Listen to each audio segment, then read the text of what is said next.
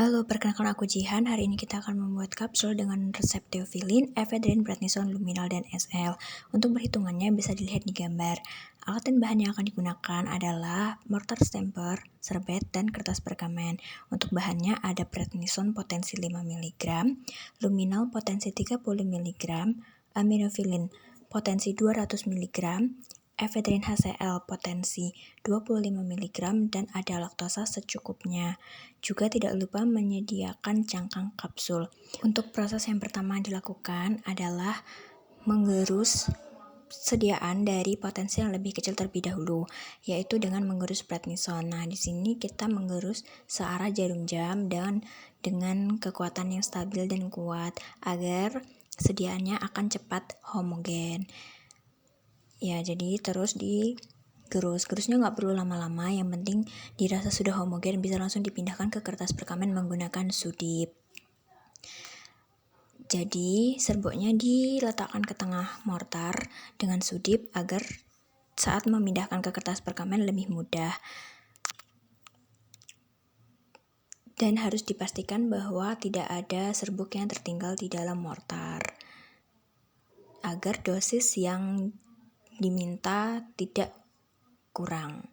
Nah, selanjutnya menggerus sediaan kedua, yaitu menggerus ephedrine HCl. Pada resep ini tertulis dengan ephedrine, tetapi saat penggerusan dilakukan dengan ephedrine HCl atau garamnya dikarenakan apabila kita menggunakan ephedrine akan terjadi inkompatibilitas antara ephedrine dengan luminal yang menyebabkan eutetikum, sehingga menyebabkan serbuk menjadi basah dan dapat merusak cangkang kapsul. Maka dari itu kita menggunakan garamnya atau ephedrine HCl. Nah, ini ephedrine HCl-nya sudah mulai homogen, jadi bisa dipindahkan ke kertas perkamen. Dipastikan bahwa dalam mortar itu sudah tidak tertinggal ephedrine HCl-nya. Pemindahan ephedrine HCl ini menggunakan sudip ya teman-teman. Nggak apa-apa, pelan-pelan aja. Yang penting nggak ada yang ketinggalan di mortar. Setelah itu lanjut ke pengerusan berikutnya, yaitu kita menggerus luminal. Ya, jadi luminal ini obat keras. Jadi di sini saya tidak menggunakan luminal beneran. Yang saya gunakan adalah bahan obat seadanya. Oke, jadi luminal tetap harus digerus searah jarum jam dan dipastikan harus homogen baru bisa dipindahkan ke kertas perkamen. Oke, terus digerus. Tidak usah terlalu ditekan, yang penting terlihat homogen. Jika sudah homogen, bisa langsung dipindahkan ke kertas perkamen menggunakan sudip. Ya, jadi dipastikan di dinding-dinding mortar itu juga harus bersih ya teman-teman, supaya saat penggerusan obat berikutnya itu tidak tercampur dengan sediaan yang sebelumnya digerus. Oke, pelan-pelan aja, nggak apa-apa, dimiringin juga nggak apa-apa mortirnya, asal jangan diangkat. Oke, dipastikan juga di dinding mortar yang penting tidak ada yang tersisa, karena jika tersisa bisa mengalami interaksi dengan sediaan yang akan digerus berikutnya. Oke, setelah ini kita akan menggerus aminophylline, di mana di resep itu tertulisnya theophylline, tetapi di peracikan kali ini kita mengganti dengan aminophylline yang merupakan bentuk garam dari theophylline, karena sifat aminophylline ini yang anhidros dan kelarutan aminophylline ini lebih besar dibanding dengan theophylline. Apabila kita menggunakan theophylline bercampur dengan prednisone akan mengalami inkompatibilitas di mana efek theophylline akan meningkat. Oke, untuk aminophylline sebenarnya juga mengalami interaksi dengan luminal, yaitu akan menyebabkan pembungkusnya menjadi berwarna kuning, tetapi karena ini menggunakan cangkang kapsul jadi tidak mempengaruhi kekerasan cangkang kapsul. Oke, aminophylline sudah mulai halus dan sudah mulai homogen, jadi bisa dipindahkan ke kertas perkamen. Harus dipastikan bahwa dalam mortar itu benar-benar bersih dari serbuk, jadi tidak ada yang tertinggal sedikit pun. Jika dirasa sudah bersih, maka kita bisa langsung lanjut ke proses selanjutnya, yaitu pencampuran semua bahan yang ada. Oke, untuk urutan pencampurannya sendiri seperti tadi, yaitu pertama kita mencampurkan prednisone, kemudian kita mencampurkan ephedrine HCl, kemudian mencampurkan luminal, dan kemudian mencampurkan aminofilin. Keempat sediaan tadi digerus searah jarum jam dengan kekuatan yang stabil dan tidak usah terburu-buru karena ditakutkan akan terjadi serbuk yang tidak homogen. Nah, pengerusan harus dilakukan sampai menghasilkan serbuk yang benar-benar homogen dan merata. Setelah dirasa sudah homogen, bisa ditambahkan laktosa secukupnya. Laktosa yang ditambahkan itu nanti tergantung perhitungan ya teman-teman. Karena laktosa di sini kan kita berfungsi sebagai zat tambahan. Jadi ya nanti bisa disesuaikan dengan perhitungan yang sudah dihitung sama teman-teman. Setelah laktosa dicampur, kita akan menggerusnya lagi hingga homogen, hingga laktosanya itu bisa mencampur dengan sediaan yang tadi sudah digerus. Jika dirasa sudah homogen, pastikan stemper yang digunakan tidak ada serbuk yang menempel, jadi dibersihkan menggunakan sudip. Setelah itu, siapkan kertas perkamen untuk serbuknya nanti dipindahkan ke kertas perkamen itu. Nah, di sini menggunakan sudip juga untuk memindahkan serbuk yang sudah homogen tadi ke kertas perkamennya.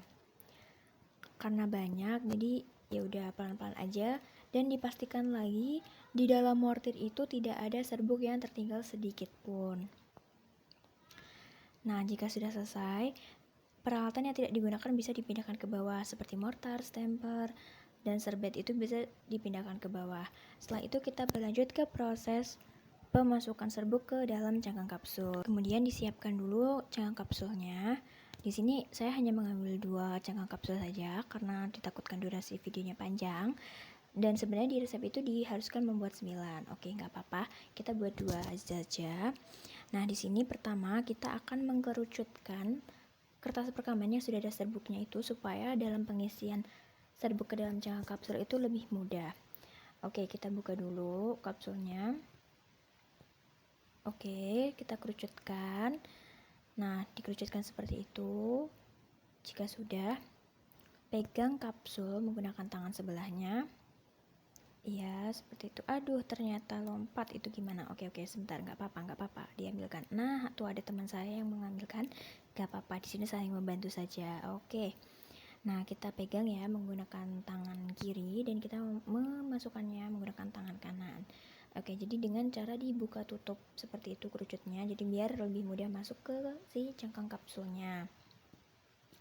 Oke, pelan-pelan ya. Ini karena masih pemula jadi masukinnya agak sambil grogi. Nah, tuh kan bener. Ya, itu kebuka karena emang mengkerucutnya itu ternyata kurang pas. Jadi kurang kencang gitu. Jadi agak kebuka gitu. Nggak apa-apa. Ini masih awal-awal. Oke. Kita masukkan lagi pelan-pelan. Ya, nggak apa-apa, pelan-pelan aja.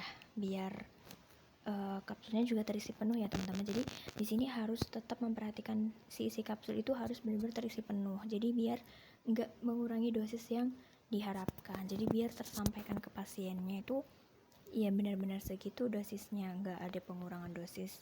Biar efeknya itu benar-benar dapat tersampaikan. Oke, kapsul pertama sudah jadi teman-teman. Alhamdulillah, senang sekali. Ya, nutupnya agak susah. Nah, nutupnya itu jangan lupa sampai berbunyi klik biar si kapsul itu tidak terbuka lagi. Oke, lanjut ke kapsul kedua. Di sini masih sama ya, seperti tadi, kapsul dipegang di sebelah tangan kiri. Kemudian kertasnya dikerucutkan lagi. Nah, itu sedikit agak yang tumpah. Oh ya, di bawah saat memasukkan serbuk ke kapsul, jangan lupa di bawahnya itu diberi kertas perkamen supaya kalau ada serbuk yang jatuh itu bisa langsung ke kertas perkamennya dan bisa nanti kalau udah mau ditutup itu bisa dimasukkan lagi ke si kapsul, jadi nggak ada yang tersisa gitu ya teman-teman. Oke, kita masukinnya pelan-pelan aja, nggak apa-apa, namanya juga masih belajar ya, alon-alon asal kelakon. Oke, ini masukin ya, jadi dari tutup kapsulnya itu dipenuhin ya 1/4, terus di yang badan kapsulnya itu dimasukin 3/4-nya, itu kira-kira sih. Oke, udah jadi teman-teman, ternyata ini kapsul cangkang kedua dan itu sebenarnya di kertas perkamennya itu masih ada sisa ya, harusnya bisa dimasukin ke 7 kapsul berikutnya. Tapi karena di sini takut videonya kepanjangan, jadi saya hanya buat 2. Ini nanti akan saya masukkan tapi tidak terlihat kamera. Nah, karena di kapsul itu pasti ada serbuk yang menempel di cangkangnya, jadi kita harus membersihkannya menggunakan tisu agar nanti tidak menimbulkan rasa pahit saat diminum oleh pasien. Nah, jadi pelan-pelan aja ya, takutnya nanti peot di cangkangnya itu akan gagal, aduh jatuh. Nggak apa-apa, itu jatuhnya di meja, jadi tidak akan terpengaruh kesediaannya. Nah, pelan-pelan aja, pelan-pelan mbak, pelan-pelan ya, jangan cepet-cepet, oke? Iya, nanti biar kapsulnya tuh kinclong seperti ini teman-teman. Nah, mantap jiwa ya, seperti ini teman-teman ya. Oke, berakhir sudah. Terima kasih teman-teman sudah menonton. Jangan lupa etiketnya sudah harus ditulis ya teman-teman. Dan ini adalah hasil ke-9 kapsul yang saya buat. Terima kasih, semoga bermanfaat.